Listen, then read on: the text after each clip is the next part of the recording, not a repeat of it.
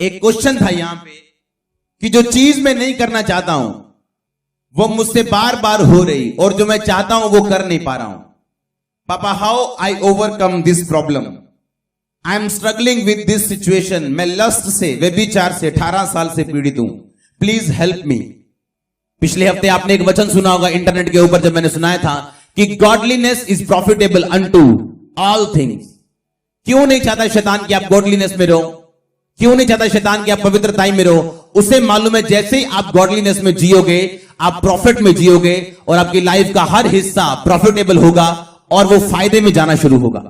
Hallelujah. कितने इन बातों को समझ रहे हैं?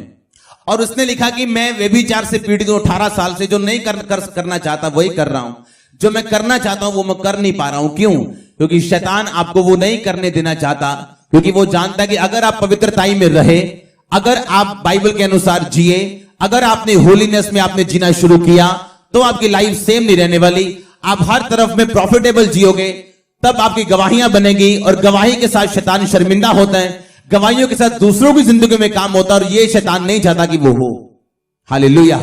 गॉडलीनेस इज प्रॉफिटेबल अनटू, अपने पड़ोसी को बोलो फिर से, गॉडलीनेस बोलो भक्ति सब कामों में। अगर आपको ये वचन समझ आ गया, पहला तिमुथियुस 4 उसकी 8 आयत, कि भक्ति सब कामों में लाभदायक है। आपका बिजनेस हो, आपकी मिनिस्ट्री हो, आपकी स्पिरिचुअल लाइफ हो, आपकी मैरिड लाइफ हो। और भक्ति का मतलब अकेला प्रार्थना करना नहीं, भक्ति का मतलब है ऐसे जीना जैसे प्रभु यीशु मसीह जीते थे। गॉडलीनेस में जीना, भक्ति में जीना, जिस तरह कौन जीता था?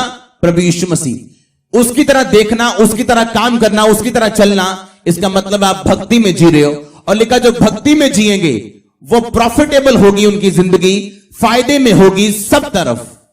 आमीन। कितने समझ रहे हैं इसे? और इसीलिए उसने कहा कि मैं जो करना चाहता हूं वो मैं कर नहीं पा रहा हूं, जो नहीं करना चाहता हूं वो बार बार कर रहा हूं, क्योंकि शैतान नहीं चाहता आप इन चीजों को करो। और कैसे आप अपनी एडिक्शन से बाहर आ सकते हो, आज मैं वो आपको बताने वाला हूं।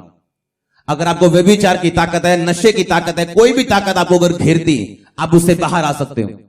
पहली बात, आप जैसे ही अगर आपको व्यभिचार है, जब व्यभिचार का आपको अटैक हो और शैतान आपके दिमाग पे अटैक करे व्यभिचार का, अगर उस टाइम आप कंट्रोल कर लो उसको और उसको डांटो, अगली बार जब व्यभिचार का अटैक शैतान करने के लिए आएगा, उसकी पावर पहले से कम हो चुकी होगी। कितने मेरी बात को समझ रहे हैं? उसने लिखा कि मैं ये नहीं कर पा रहा हूं, ऐसा क्यों? तो पहला जवाब ये, ऐसा इसलिए क्योंकि शैतान जानता है कि एक लाइफ प्रॉफिट में आएगी, उसकी मैरिड लाइफ, उसकी स्पिरिचुअल लाइफ, उसकी सब जिंदगियां जो उसके साथ जुड़ी हैं। अगर आपका बच्चा नशे करता है, आपका भक्ति में जीना उसे प्रॉफिट में लेके जाएगा, नशों से बाहर लेके आएगा।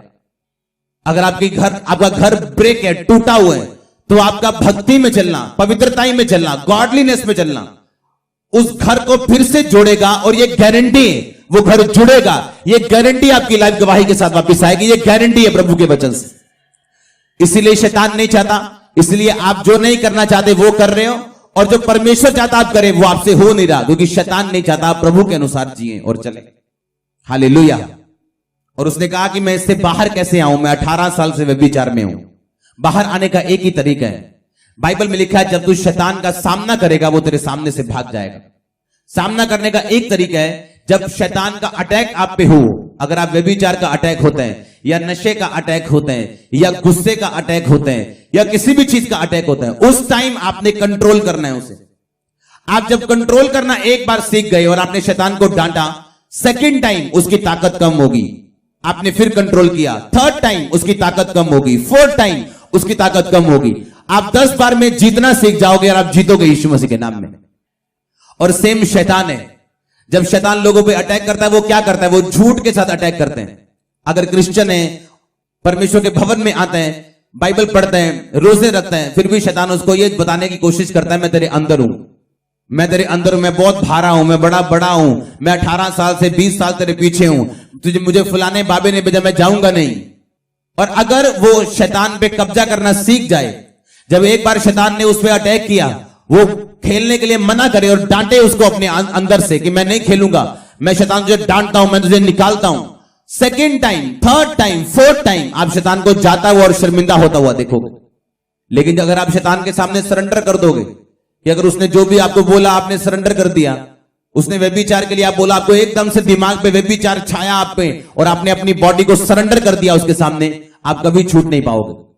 आपको छूटना है, याद रखो परमेश्वर की ताकत आपके अंदर है, आपको कहीं और से नहीं मिलनी। ऑलरेडी जब आप तौबा करते हो, बाइबल बताती है कि परमेश्वर की ताकत आपके अंदर आती है। जिस दिन आप तौबा कर लेते हो, बाइबल बताती है कि परमेश्वर की ताकत आपके अंदर आ जाती है, और जैसे ही आप उस ताकत का यूज करते हो, आपको समझ आते कि वाकई ये परमेश्वर की ताकत मेरे अंदर है। हालेलुया। कितने मेरी बातों को समझ रहे हैं? आपको आज ये समझ आएगी कि आप शैतान से कैसे जीत सकते हैं, और वो आपके नाम को खराब करना चाहते हैं। वो बुलाहट जो परमेश्वर ने आपको दी है, वो उसको फिनिश करना चाहते हैं। वो बताना चाहता है कि अगर तेरा नाम विक्टरी है तो मैं तुझे हरा के दिखाऊंगा। तेरा नाम अगर अमीर चंद है तो मैं तुझे गरीब करके दिखाऊंगा। वो आपके नाम के विरुद्ध काम करना चाहते हैं। आपका नाम एक बुलाहट है, इसीलिए बोला जाता है अगर आपके नाम का मतलब गलत है तो उसे चेंज करो फटाफट। अगर आपका नाम का मतलब गरीब दास है तो परमेश्वर भी आपको अमीर नहीं कर सकते। आप अमीर हो भी जाएंगे, एक दिन फिर गरीब हो जाएंगे। पैसे के हो जाएंगे लेकिन आत्मा में हो जाएंगे, घर में हो जाएंगे, फैमिली में हो जाएंगे। आपको अपना नाम बदलना है और बिब्लिकल नाम रखना है। आमीन।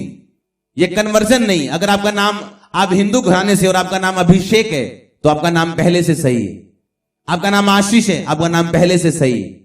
हालेलुया। और शैतान क्या चाहता है? आपके वचन, आपके बुलाहट के खिलाफ काम करना, आपको शर्मिंदा रखना। जो परमेश्वर ने आपको बुलाहट दी है उसके खिलाफ आपकी लाइफ में काम करवाना। आज परमेश्वर आपको ताकत दे। अगर आमीन ऊंचा है चर्च, मैंने कहा अगर आमीन ऊंचा है वो आपको ताकत दे। मैंने कहा हालेलुया।